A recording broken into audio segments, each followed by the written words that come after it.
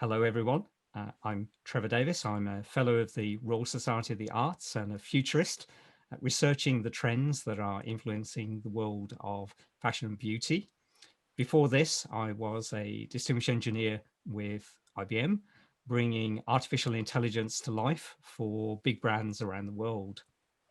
This morning, I'm going to be the moderator of what should be a fascinating and stimulating discussion in our Fashion Means Business Science panel. We're going to look at what comes next in the world of fashion and beauty. And to do that, we have some distinguished guests, and I'm going to ask each of them to say a few words about themselves. So, Kae, maybe let's start with you. Hi, everyone. I just wanted to say thanks so much for having me. I wouldn't be here without Phil and Paul seeing some potential in my work. I'm a MA Fashion Futures student, so the course suits this conversation quite well.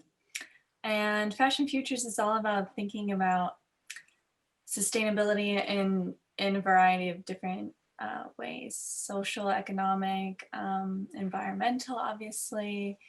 And my work focuses on developing localized fashion supply chains and using waste as a raw material resource. So thinking about, cities being the future of the world and how can we kind of supply everything that we need in urban areas, and using what's around us as a resource for that. So yes, that's a little bit of what I'm working on at the moment.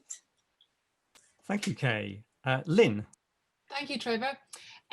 My name is Lynn Murray. I'm Director of the Digital Anthropology Lab at London College of Fashion.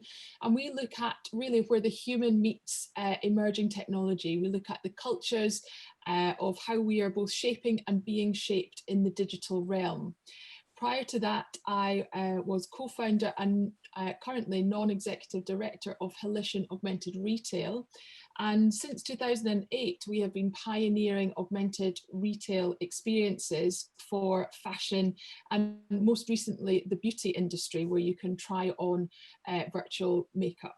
So that's me. I'm also a jewellery designer, which I think is an interesting add-on to these types of conversations when you're thinking about investigating what is the real and what is the unreal in a digital realm. Thank you, Lynn. Paul. Hello, thanks, Trevor. My name is Paul Metz. I'm a PhD biochemist by original training. I joined the Procter & Gamble company in 1988 and have been with them ever since. I'm a Victor Mills Research Fellow and have spent the majority of my career in the skincare division, working on brands like Olay. I'm lucky, I get to see product development projects really from concept all the way through to the marketplace. I'm also a visiting professor at London College of Fashion, have taught there since 1993 in my spare time, and it's an honor to be part of the discussion today. Thank you. Thank you very much, Paul. And Phil. Yes, hi, I'm Phil Sams. I'm a SOPer, a physical chemist originally, and 50 years ago, almost to the day, I started a PhD that was funded by Unilever Research at the time. So I'm the backward-looking eyes here. And after many years of doing research into the way soap-like molecules behave, I had the opportunity for starting to look at different ways of working, different ways of setting up research programs. And I was sort of setting up clothes care research. And to be honest, working with fashion people was more fun than doing the washing. And so something like 20 years ago, I started a journey of working with people at London College of Fashion. When I retired in 2007, I was asked to come back to the university. I was visiting professor, and now I'm an honorary doctor there, which is sort of like an emeritus visiting prof. And I've been very, very connected throughout this time with getting multidisciplinary collaboration together. How do how do you actually get people to work together and solve big and interesting problems and sort of have fun about it as well. And this is also something I do at Northumbria University, where I'm visiting prof up there. So yes, I'm SOAP, but I'm about getting design, art, fashion, science together, because I think it's a lot better when we do things together. Phil, thank you very much, and thank you to everyone else on the panel. Well, today the focus is very much on the future, and I'm going to ask our panelists to think in a far-ranging way of what might happen over the next 10 years. And to kick that off, what I'd like to do is just open up with a broad discussion around what's coming next. What do we see as the big science and technology trends that are going to have an impact on the world of fashion and beauty leading up to, say, 2030? Would somebody like to kick that discussion off?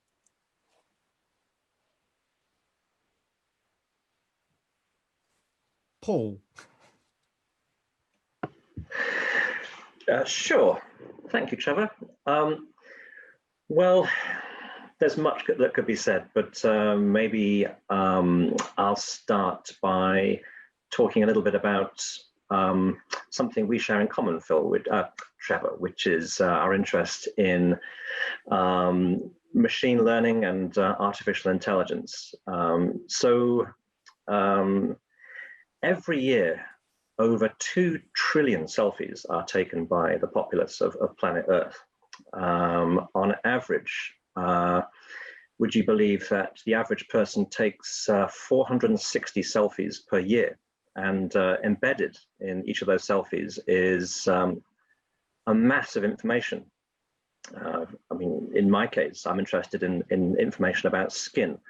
And so for the last 6 or 7 years, I've been involved with a very logical extension of my previous number of years in P&G, where I've been developing various ways of measuring skin, capturing skin condition, often with in-lab, highly controlled clinical imaging rigs.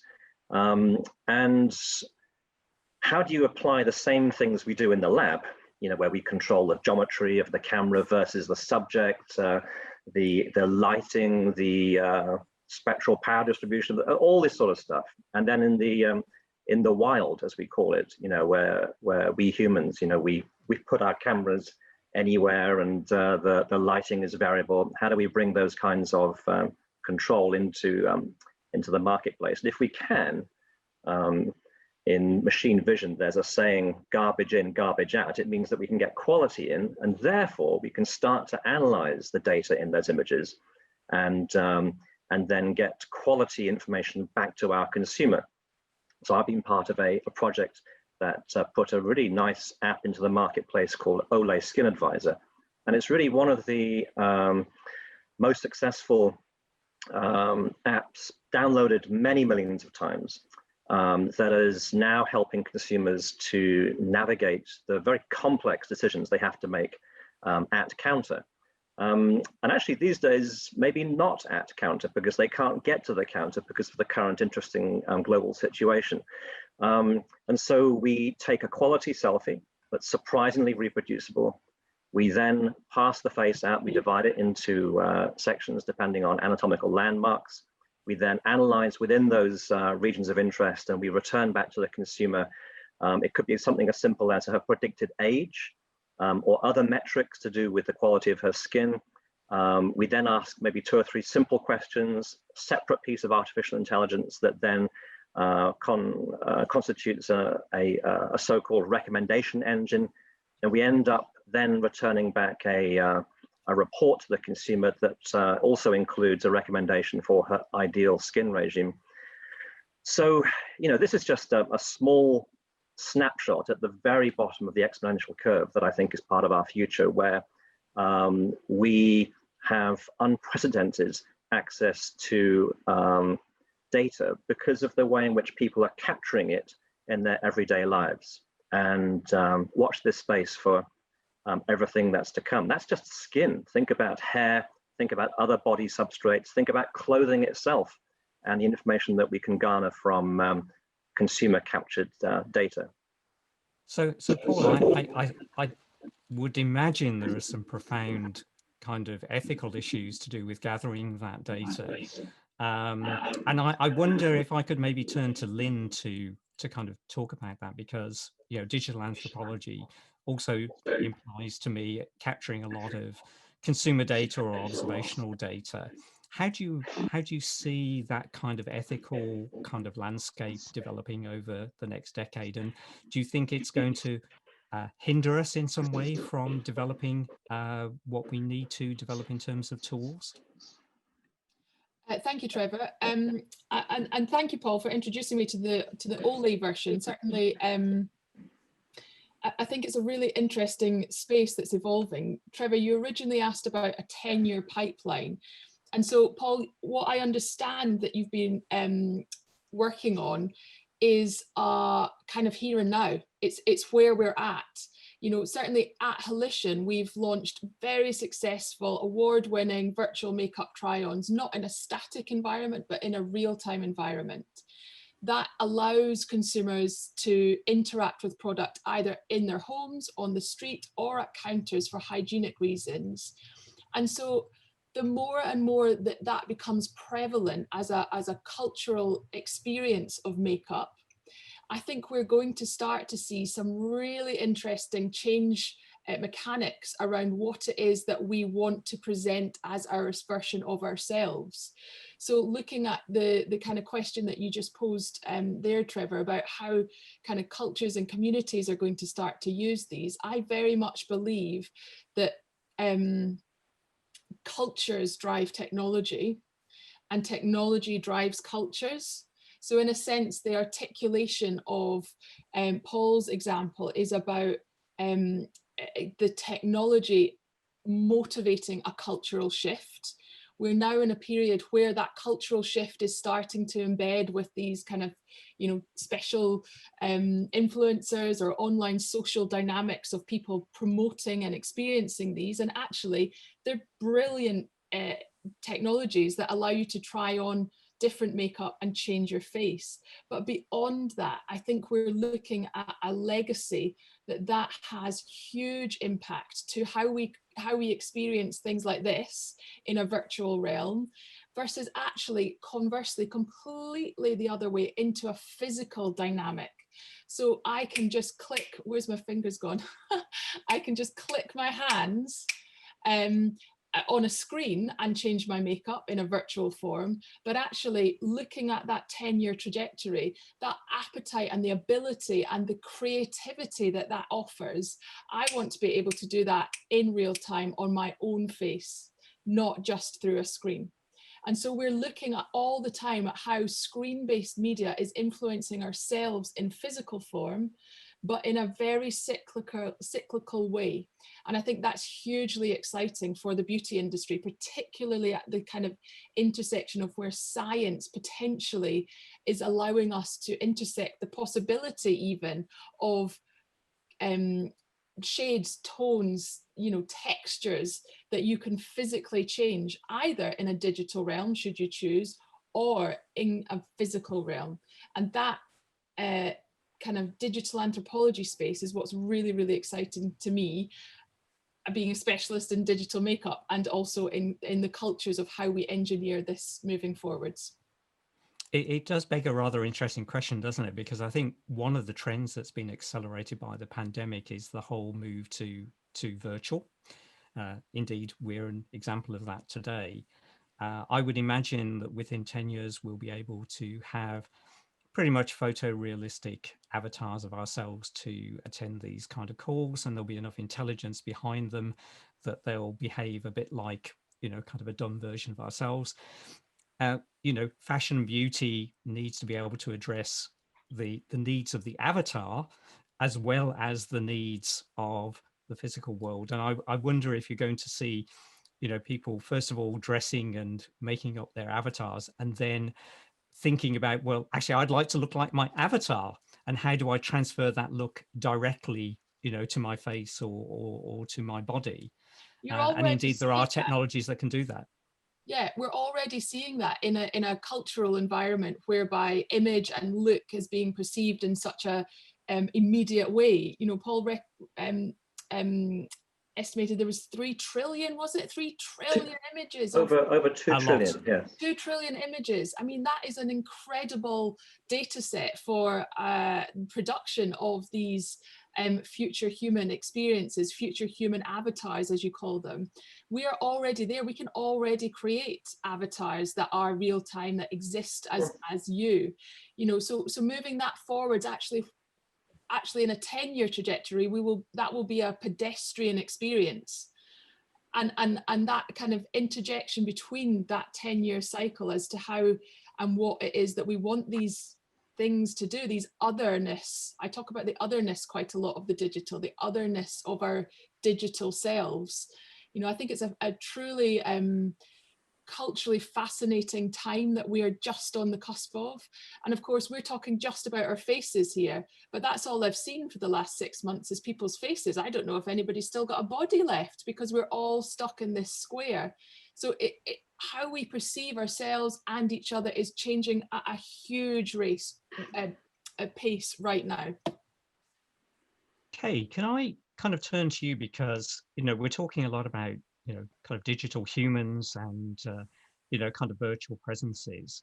You know, there is still going to be a physical world out there. And there's a lot of move to concepts like the circular economy, you know, regenerative agriculture for sourcing of, you know, textiles.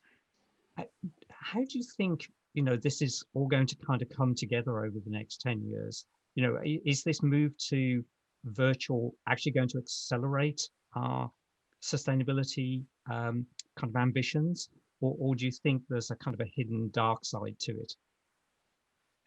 Well, I think that, of course, technology will transition sustainability in a lot of ways, but I also think at some points we overestimate it. Like for me, I'm a millennial, but Gen Z, the kids who are a little bit younger than me, they're all about getting off technology. They don't want to be in the virtual world anymore. They don't want to edit their photos. They don't want to transform their faces. They have a very different perspective on what it means to be on social media, be on the internet. It's all about authenticity and not really changing yourself so much. And for my generation, it was all about, okay, changing my face, changing my look, changing all these things. But I think it's really interesting about the kids who've grown up with technology this whole time, that now they want to take a step back a little bit and unplug. But I don't think that necessarily means that technology won't help move us forward. I think for me, the most interesting thing about AI and technology is its ability to aid fashion and traceability. So from the supply chain all the way around these really complex global systems to, you know, your final garment that you have, and then that customer can go in and scan a garment and see its entire life cycle and journey. And I think what's also really interesting is that has come pretty far in fashion already. That's almost at the marketplace already. But how can that translate into cosmetics and beauty products? Because we know there's so many chemicals, there are natural derivatives, there's so many things that go into a beauty and skincare product. How can technology and AI kind of aid in that traceability of those raw materials and resources? And I think that's something that's really interesting, and that will aid circularity and traceability. And yeah, I think the future has a lot of different circles. You know, we talk about the circular economy being one thing, but it's all of these little loops inside of each other, intertangling each other and working together. And technology is going to be a really important part of that, I think, definitely.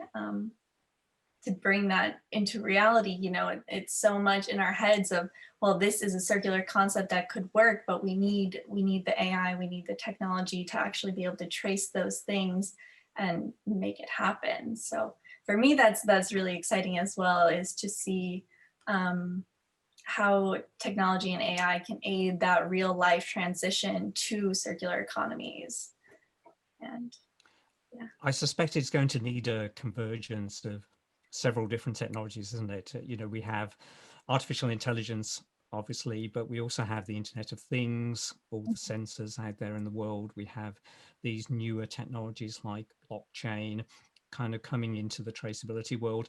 But I was also thinking a little bit more broadly that, you know, over the next decade, we're going to see a lot more biofabrication and bioengineering of ingredients in cosmetics, and things that are grown under controlled conditions in a lab are probably going to be a lot more traceable than things which are grown in a field, which is often where a lot of these traceability you know, initiatives kind of fall down.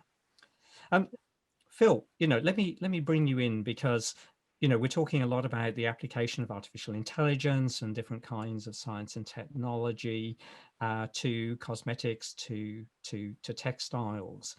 Of course, there's a whole angle here that you need designers, you need people in the arts that understand these technologies and can apply them in a meaningful way. And I believe, you know, a big interest of yours is this intersection of art, design and science. And how do you see the people side of this changing over the next decade? Well, 10 years, thanks, Trevor. 10 years it really happens quite quickly. And so just listening to the arguments, the discussions that have gone around there, there's a lot of interesting things I heard. I particularly like the idea of drivers that you were talking about, Lynn, that I think there's, you know, technology drivers, social drivers and things like that. So on the technology side and the science side, there's something about looking for where we think the big drivers are that fashion and cosmetics should really get behind. And over 10 years, it's not so long, and we have got to have stuff. And when I look at things like the way bioscience, you measured that, mentioned that, Trevor. Absolutely, bioscience, the fact that you can train bacteria to make almost anything and things like this. I'm not sure how well we at London College of Fashion and designers in general really connect with the world of bioscience, because it sort of has this sort of cultural fear about it, and you know, sort of gene modification and things like that.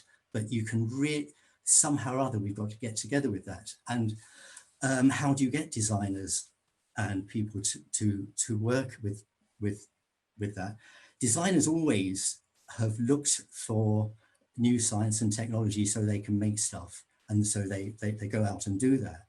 But there's something about bringing people together so that maybe not always directly on a problem that they share, that they can answer directly. And sustainability is one of these huge ones. They can share the problem, but no one actually really knows how to answer it. And there's something about not necessarily having specified projects. You just need to get people talking.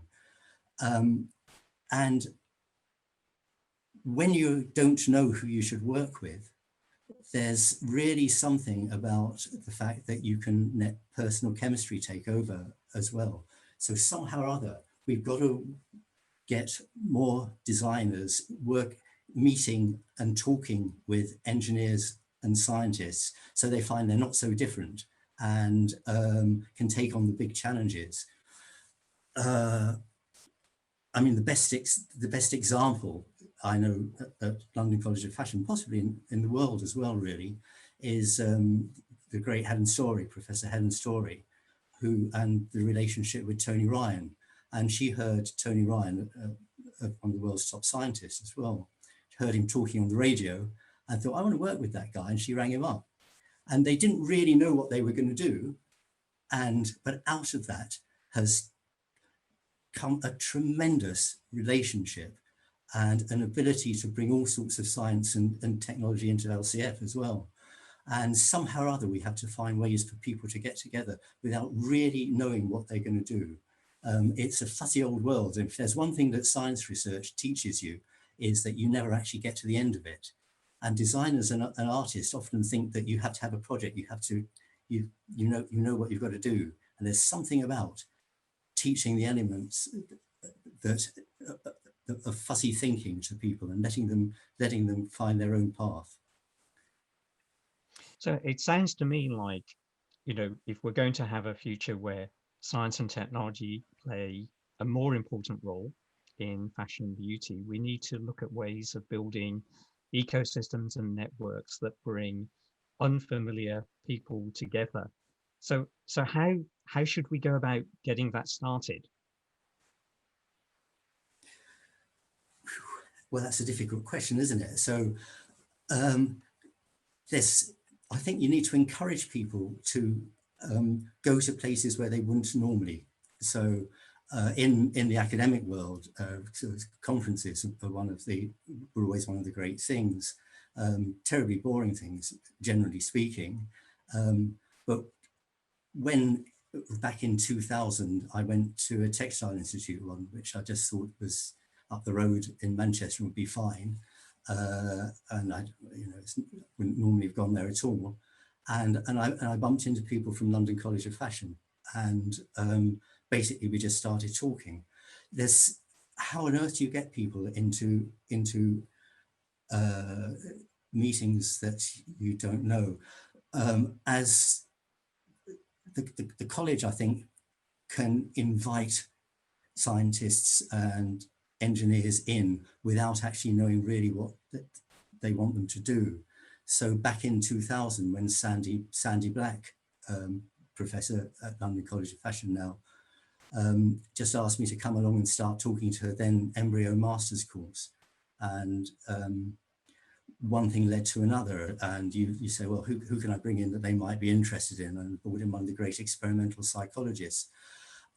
There's something about allowing wiggle room, the room for fuzzy things to happen without having everything organized. So I'm going to go for lack of organization is the way to get things together. I'm also going to say another of the great drivers is boredom. Always play to the fact that people get bored with what they know about and what they can see, and give them the wiggle room for that to drive them into new thinking. But back to the more absolutely direct things, what doesn't go on, in my view, enough at London College of Fashion and the business school is, I think it's really all about stuff as well as the virtual, huge advances in the virtual world, but we do need to make stuff as well. And looking at the technologies for making stuff that are coming along, physical compression, new ways of looking at materials, new ways of making materials, bioscience in particular. Somehow or other, we've got to get some good connections into those worlds. I wonder if I could kind of bring Kae and Lynn kind of into this together, because, you know, Kae, you talked about how Gen Z are kind of, to a certain extent, kind of putting the technology behind them and stepping out into the physical world. And Lynn, you mentioned that we're in the middle of a cultural shift. I wonder to what extent that these things will help with building these more diverse, maybe loosely tied networks that seem to lead to these very interesting discoveries.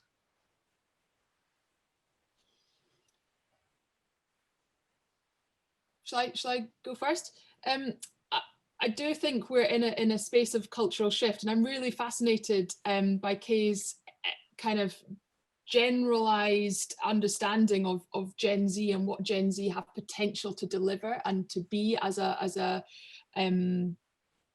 grouping. I think the cultural shift that is needing to happen in terms of how we're engineering this fuzzy thinking space is something that certainly I've always naturally navigated to. It's a space that I enjoy. You know, I put a company together with a 50-year-old jewellery company and one of the first digital companies in Shoreditch. You know, putting these incongruous kind of things together blossoms into something that is new and exciting. This is certainly a personal mantra, including fuzzy thinking. Thank you for that one. But I think the challenge is to think, particularly motivated by our COVID landscape. You know, we're almost in the one hand, we're kind of part of a bigger community because we're all having this experience, but on the other, we're actually much more isolated and we are much more insular in terms of our experience of ourselves and each other.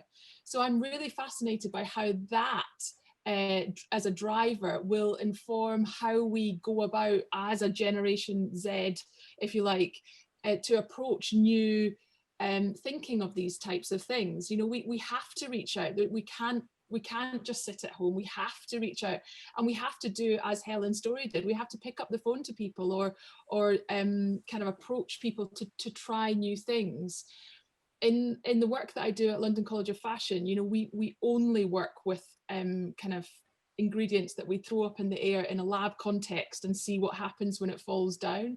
And that is where the kind of exciting things that allow us to experiment with what it means to be human kind of allow us to play with.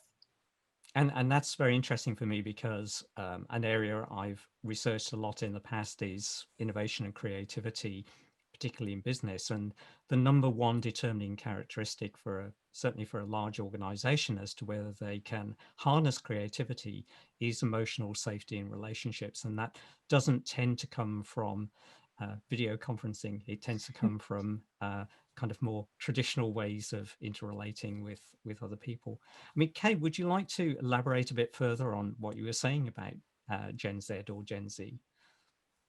Yeah, well, don't get me wrong. We're all living in a virtual and digital world, and it is definitely part of our future.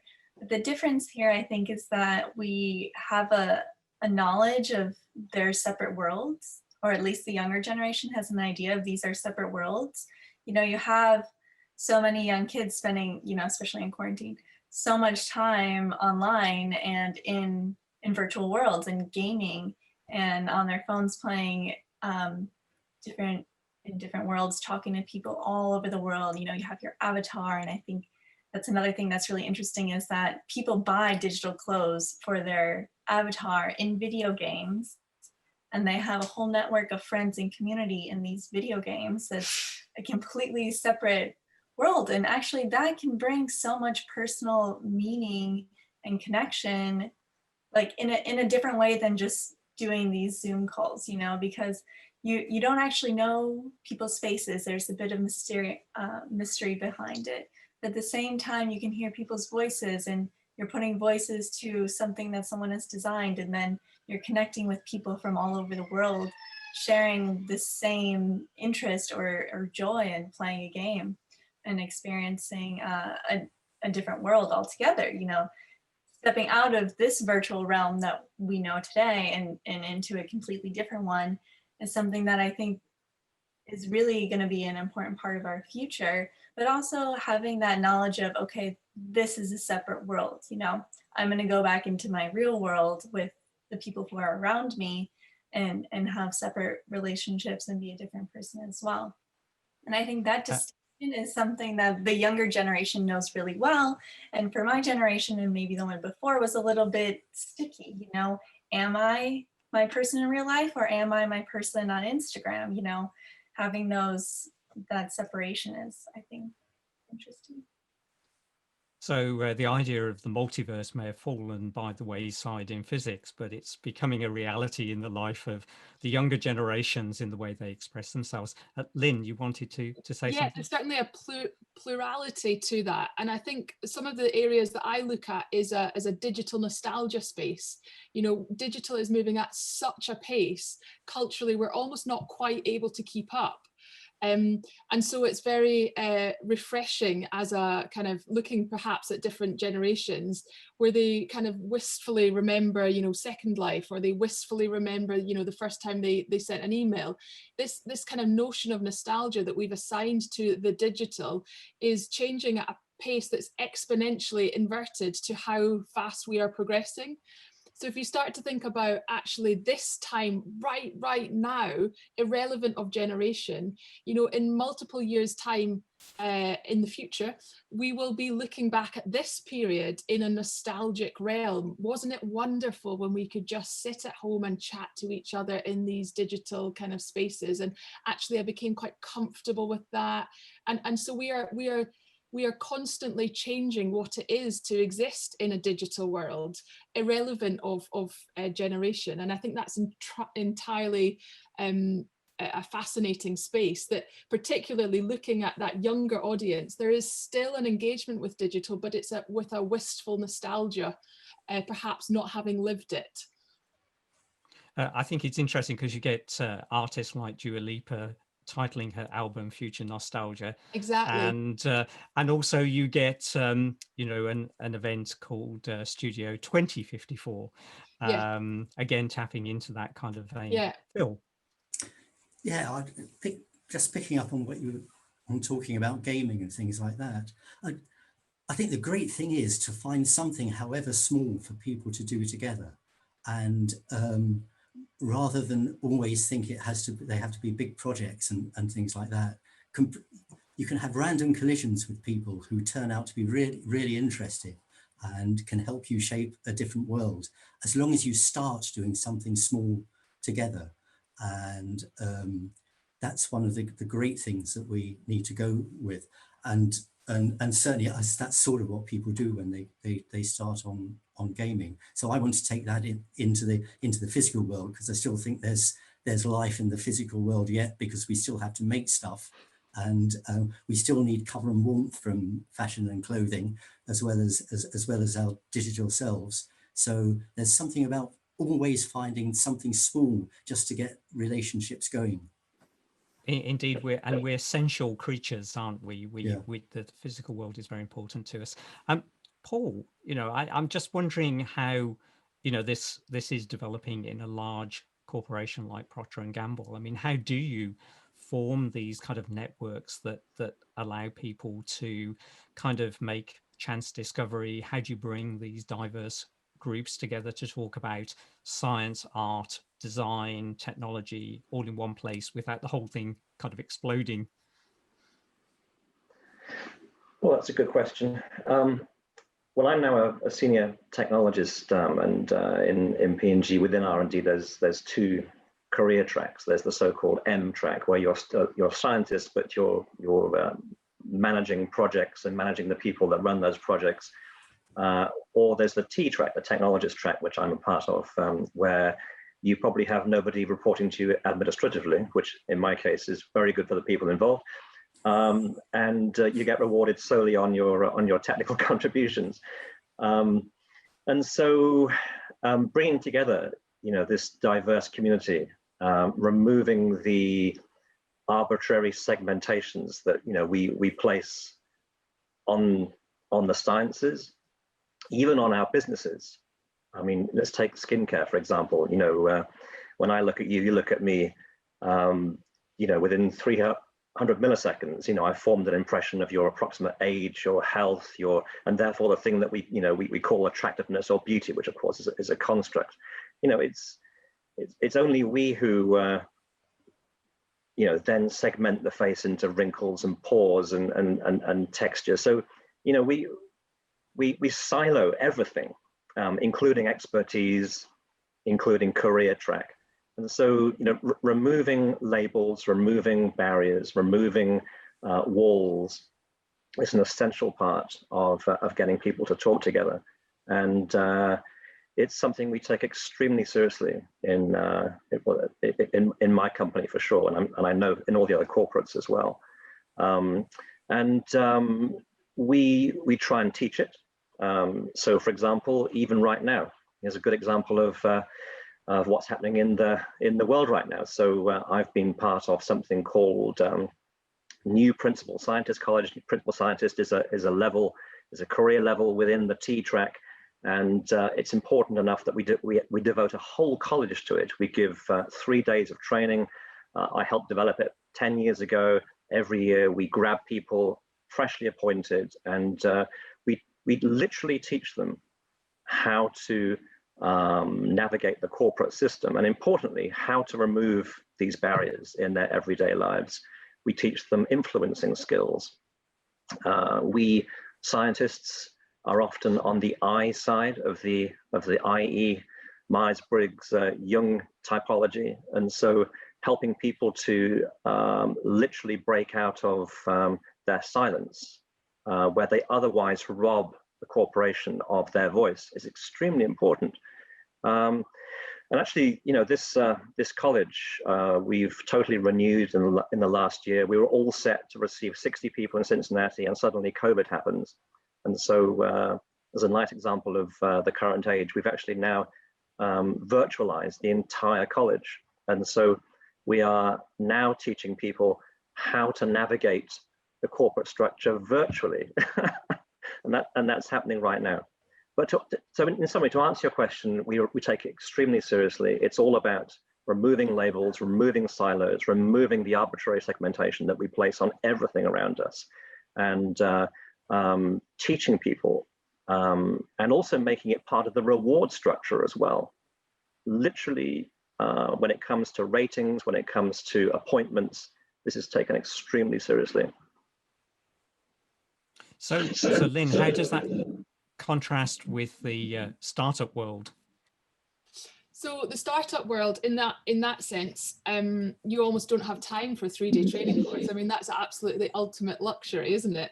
You just have to kind of get on and do it and see what happens. And if it doesn't work, then you learn things and do it again differently. I mean, I think my role really has evolved, you know, coming from a bench-trained jewellery designer filing gold for 7-8 years, and then spending over a decade in what I call augmented reality, which is augmented reality, but it sounds better like that. I think my role has really evolved to be a technology translator and to be this kind of pivoting communicator between a technology landscape and a more human crafted, designed environment. And in doing so, there's been huge challenges, but understanding both sides of that equation is kind of what I've I guess built my expertise in, and that is a very unique space. And I think we need to find new ways to make more of those technology translating types of skill sets, so that we amplify the opportunities that we're talking about here, about being able to have conversations that are meaningful and that result in projects and things through collaboration. I think that's absolutely fascinating. And one of the areas I've been researching for the last couple of years is the renewed interest in the science and technology of Indigenous peoples. Now, these are not science and technology often in the ways that we tend to think of them in the kind of Western model, but many of them are highly effective and well thought through and based on sound principles. And I think in particular, when you look at areas like sustainability, there's a great deal to be learned there. And one of the issues that keeps on coming up is, how do you translate from that world to a world that's based on the thinking of people like Blaise Pascal? But that is a totally different type of translation, because we're not talking about a linguistic equal translation. We're talking about an environment whereby emerging economies actually are leapfrogging ahead of all this kind of digital nostalgia space that we're lumbered with. They're leaping ahead, and they're able to do things with technology that we are too weighted down to do. So actually you see a lot in emerging economies that they're able to kind of answer things in a completely different way, perhaps more efficiently, perhaps using less resources naturally. And we kind of see a completely different understanding of what the technology application should be. And I think it's absolutely the emerging economies and how they are using a digital technology space is a hugely interesting area to map and see what is coming out of emerging spaces, but also to learn from. I think there's a huge amount that economies that are perhaps coming later to the digital play have to teach about how we understand what it is that our needs are in this space. So many of the technologies we're talking about in this discussion so far are digital technologies, but I'm going to ask each of you to just think about other technologies that you think are going to have a profound impact on the world of fashion and beauty over the next decade. And so I'll just give you a few moments to reflect on that. And while you're reflecting, I'll just kind of add my view. When I look at the technology space for fashion and beauty, I see bio as a prefix to a lot of things. And it feels to me that we're in the process of a bit of a shift from chemistry to biology, whether it's an understanding of individual biomes or whether it's biofabrication of materials. But that to me is certainly one area that I see very, very important over the next 10 years. And I'll be very curious to hear your views too. So maybe, Paul, if I can start with you.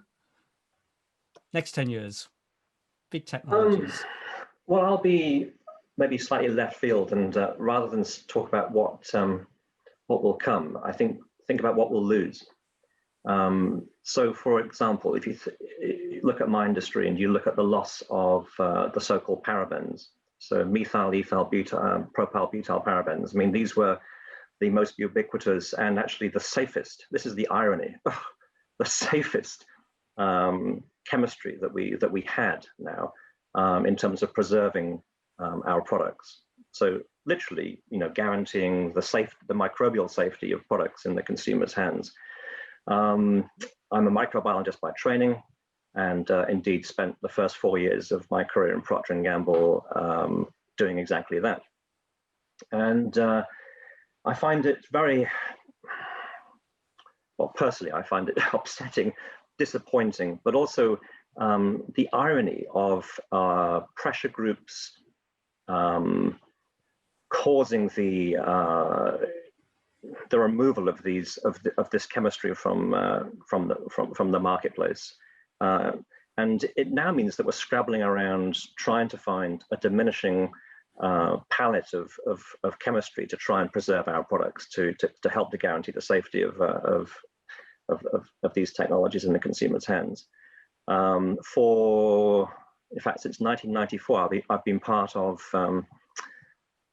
developing test methods for sun protection products. If you didn't know, then skin cancer is by far the #1 cancer on planet Earth right now, has been for a number of years. And it's principally due to the chronic long-term exposure to ultraviolet radiation from the sun. And so sunscreens play a primary frontline role in the prevention of induction and propagation of skin cancer.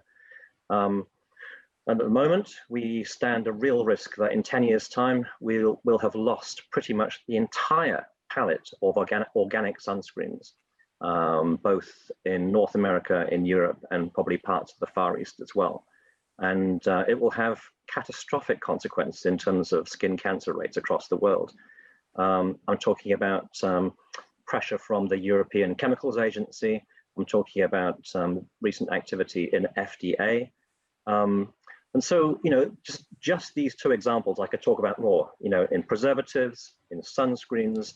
I think, there's a light side and a dark side to regulation. And, on the one hand, I utterly welcome, transparency and traceability and circularity, obviously, and we are involved in that heavily. But also when you over-regulate, you stand the risk of losing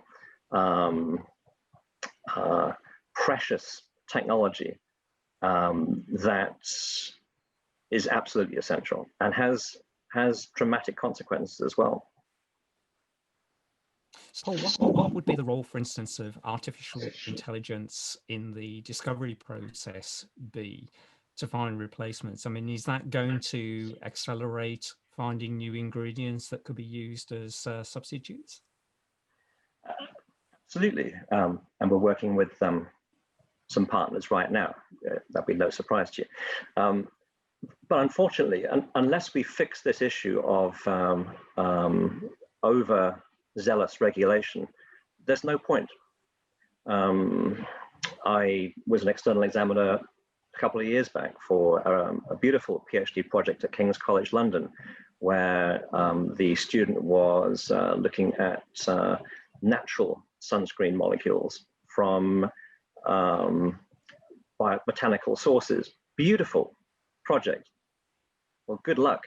If we think that there's any chance of that technology going through the ridiculous thresholds that we're setting ourselves in terms of safety sounds testing. like we need some technology for dealing with regulations then in the next 10 years.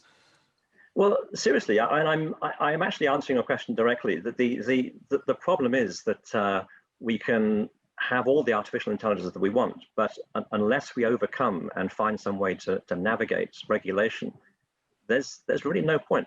It's a very interesting framework that we're living in right now. Well, that isn't the answer I was expecting, but it certainly raised a very interesting question. And if I draw a parallel with what seems to be happening more broadly in the legal world, we are seeing a lot of artificial intelligence being used to navigate those worlds. Perhaps we'll see the same coming to regimes like REACH and others that obviously have a big impact in fashion and beauty. Maybe if I kind of move over to Lynn, we talked a lot about digital technologies. You're obviously, in the digital world, but what do you see as an important scientific area or technology to track over the next decade?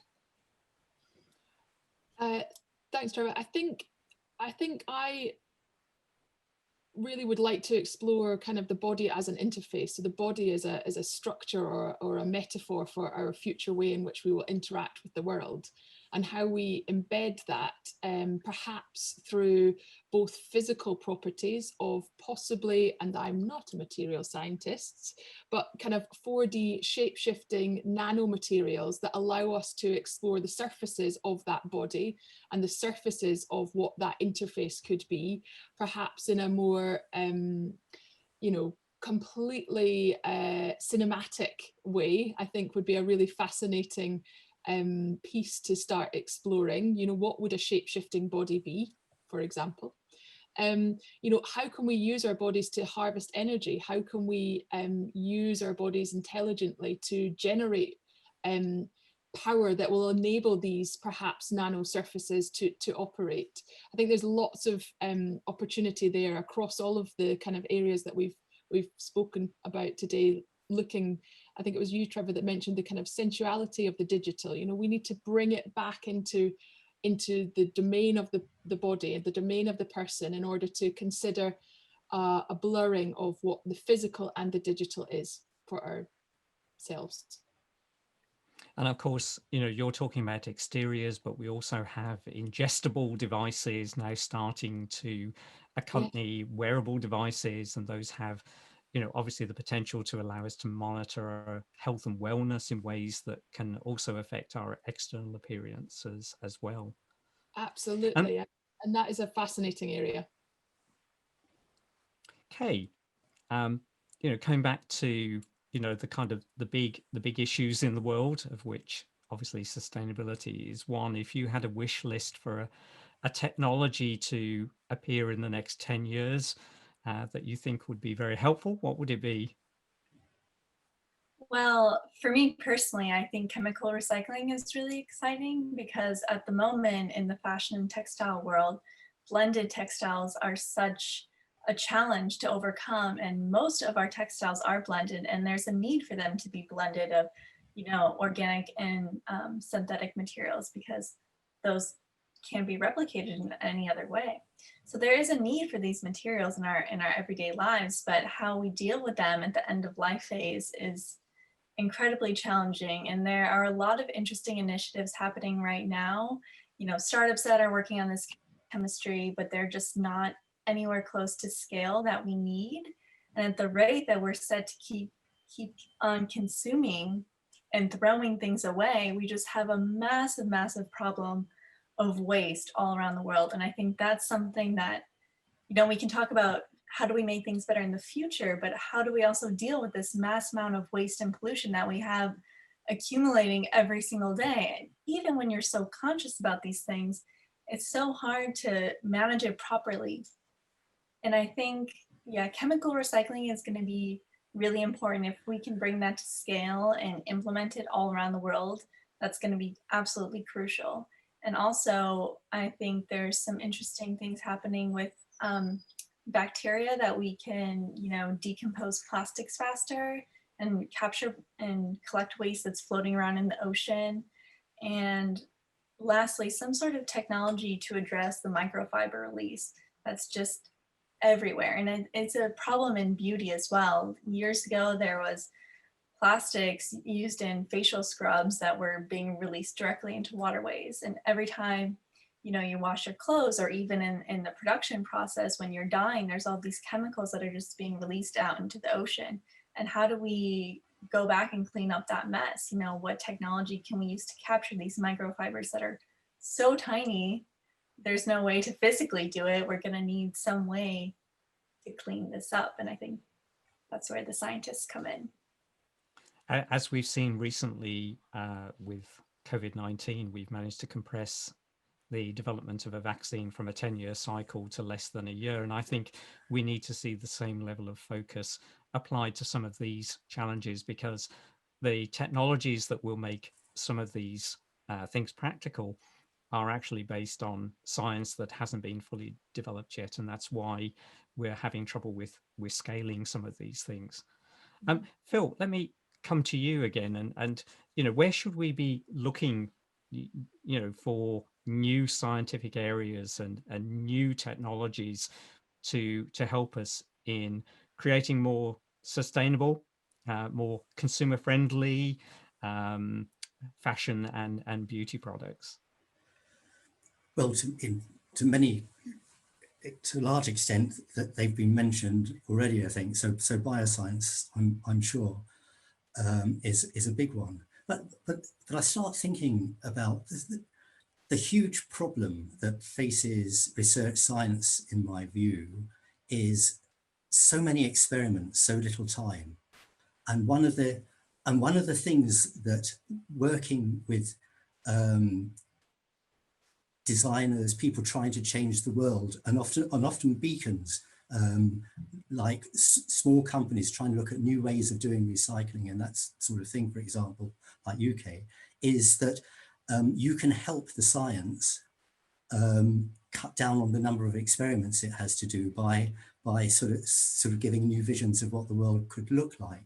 So I think it's really very, very important, the type of things that designer and fashion people like yourself, Kae, in particular here, can do by helping the scientists see what needs to be done. And well, yeah, so bioscience. The other thing that's really fascinated me recently on a short time scale is, you know, we just about see in storage of power, storage of electricity, the start of a scaling up of liquefying air as a storage medium. I noticed that there's a sort of a 10 million pound project just going in to have a pilot plant on doing this. And so this is going away from chemical, from batteries and that sort of thing. And when I look at the need for complex fiber mixes and the amount of waste that you're talking about, Kae, I really wonder whether there's a different line of material science where the connection needs to be made, which is about taking sort of absolute physical processes, again, to dealing with complex mixtures rather than chemical, because using chemical processes to separate things and then put them back together again is very, very, very difficult indeed. And I just wonder whether, if we get the right people together, there are some new ways of looking at physical processes like extreme pressure and things like that. Thank you, Phil. And I think the complexity of physical process in some ways is an analog also for the supply chains that we have today in the world of fashion and beauty, which tend to be very extended, quite complex. I just wonder how people think those supply chains are going to change over the next 10 years and what science and technology has to offer to them as well. Paul, Procter & Gamble, you have a a very extended supply chain, I should imagine. Would you like to start us off on that one? My goodness, I'm not sure how qualified I am to answer that question, if I'm being honest. Well, Lynn raised the point about traceability of ingredients, for instance, and the role of technology in that. I just wonder, you know, kind of how far you think that will develop over the next 10 years. Yes. Again, I think you can go to my company's website and you can see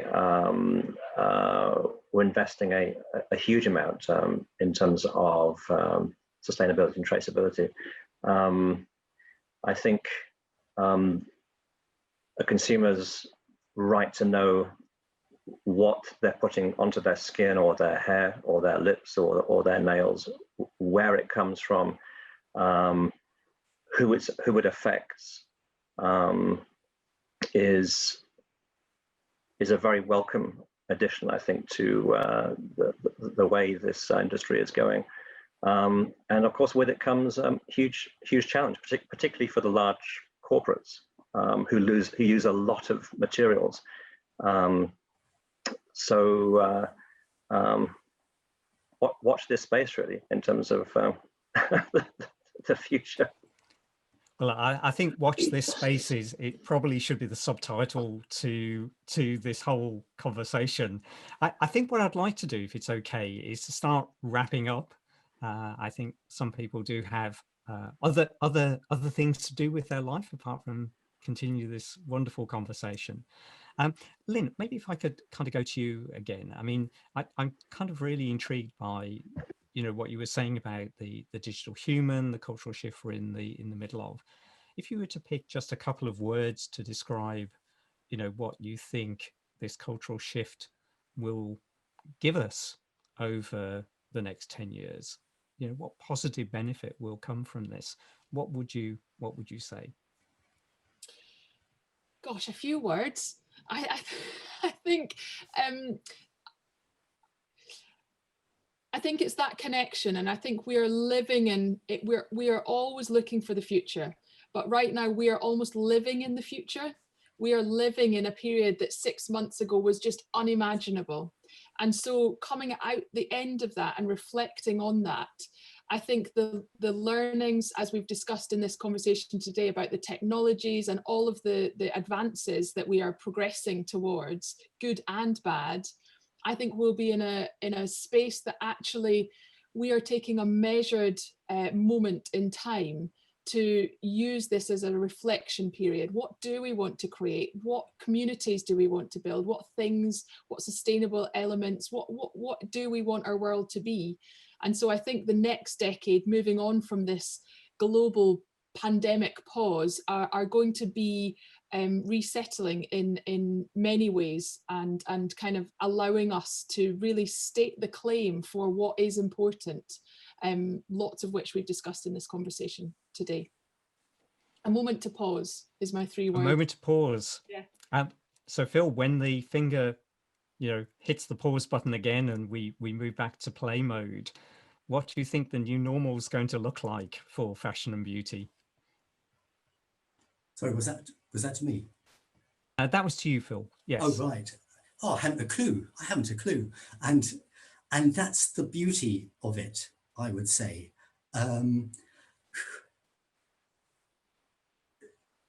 I just believe that we need to really keep the minds open about that. I know that stuff needs to be done through projects and organized ways, but there's something about the random pathway as well. The fact that one thing leads to another and whatever. And I'm coming back to this idea of fuzziness, wiggle room. And so whatever we do, I think we've got to allow the space for that to happen, because I hope that in this time that the future is very different to anything I can imagine.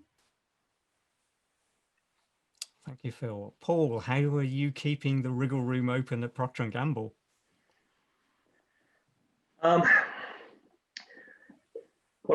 again, I come back to, I mean, Lynn, you made the point earlier of how much easier it is in a small ecosystem to have flexible and agile change and really almost seamless interactions between humans and technology. And so I think it's been a really interesting 6 months.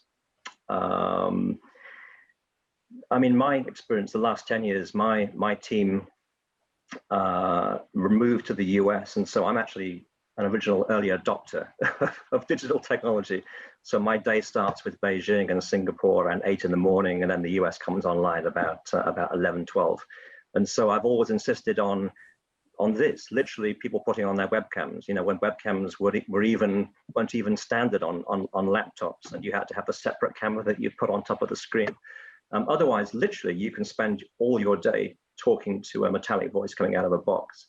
And so in P&G, and again, I guarantee with all my kind of sister and brother large corporates, we will be doing our very best to overcome the limitations of literally having 110,000 employees, and how you disseminate skills in terms of digital savviness, being able to influence in non-haptic and tactile and optical environments, overcoming the limitations of low resolution webcams where it is, you know, you start to remove some of the visual cues that we humans need to navigate social situations. Even things like the fact that the very screens we're looking at, we artificially extend our day into the night. We suppress melatonin, which is the sleep hormone, and guess what? You end up with interrupted sleep patterns, and then you wake up the next morning absolutely knackered to face the day. So we are literally, you know, trying our best to disseminate knowledge and skills to navigate these extremely challenging and interesting new paradigms that are emerging from this time. So I think the world's changed forever, actually. I think we'll look back on this as a huge sea change. And again, watch this space. Who knows, Trevor? Who knows indeed. Well, maybe Kae will know. So Kae, I'm going to maybe leave the last word to you. And I'd like you to think about, you know, London College of Fashion, you know, the students who are kind of in the college now, or the students who are thinking of coming to the college. You know, how do you think the college needs to respond to some of the themes that we've talked about today in terms of science and technology to keep relevant? Yeah, that's a great question. I just want so much from LCF, you know, for the future. And I think there's a real hunger with the students and with the future students to learn about sustainability. And it's almost a shame that you can't learn about it until you're so much further down the line in your studies, because you have to have a bit of base knowledge about fashion or textiles or cosmetics before you can kind of think about, well, how do I take this into a sustainable narrative? How do I make this different? But I think actually we need to start from that, from the baseline. The way that the college works now is that sustainability is an advanced conversation. It's something you do at MA level or PhD level, but really that needs to be the foundation year level, where you're learning about, okay, these are the different materials you use in your process. And you know, the processes that we use as fashion designers need to change too, you know. There's so much waste that goes into creating a garment before it even gets to the final prototype, but we can digitalize all of those processes already. So why aren't we teaching students digital pattern making? Why are we still teaching them these physical processes that take 2-3 times over to use fabric and paper patterns before you get to some final rendering? And I think that's just a big investment in terms of technology for the university and restructuring, you know, the way that we think about these standard pathways of fashion or cosmetics, you know, the standard trajectory of learning. And also material science needs to become a part of every fashion designer or cosmetics education at the very, very beginning. And we need a center for that, actually. We need a center to learn about materials at LCF. We don't have that really. We have material libraries where we can go and say, okay, these are what all our options are to order from different businesses, but actually students need to take a hands-on approach to learn about materials and to see how complex it is to recycle these things and to develop them. And then there's an appreciation from the very start about your process and what you're creating. So yeah, in the end, I would like to see LCF invest more in advancing the standard trajectory and education of fashion design to really embrace sustainability from the very beginning. So let me try and sum up some of the themes that we've talked about today. I mean, I think you can almost summarize it as new normal, perhaps new cultural norms as well coming out of this, and a hope for new educational pathways to go with it, to bring science and technology very much to the heart of London College of Fashion. I think also, you know, if I was to stand right back from this, what I hear is a lot of things that we expect to be transformational in 2030 can be seen in part today. You know, some of the discussion around digital avatars and relationship with the physical world, you know, some of that technology is here today, even though it isn't necessarily particularly well spread or well developed. We see the start of the circular economy, but we're not that far along that line. We see the start of bioengineering, biofabrication, bioreactor type technology. And again, you know, these things are being scaled up at this very moment. But I think I'd like to say a big thanks to all of our panelists today, Phil, Paul, Kae and Lynn. And I think on that note, let's close the call. Thank you.